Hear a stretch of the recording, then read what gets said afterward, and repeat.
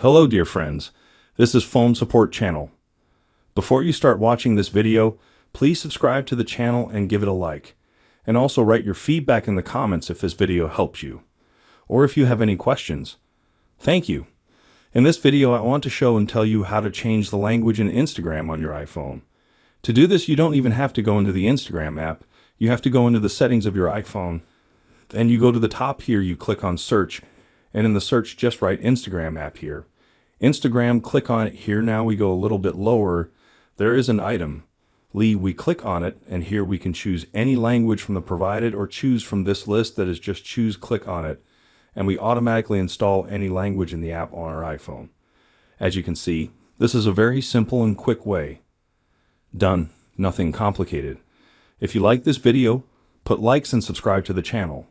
And also watch other useful videos on the channel. That was Phone Support. Bye bye. See you later.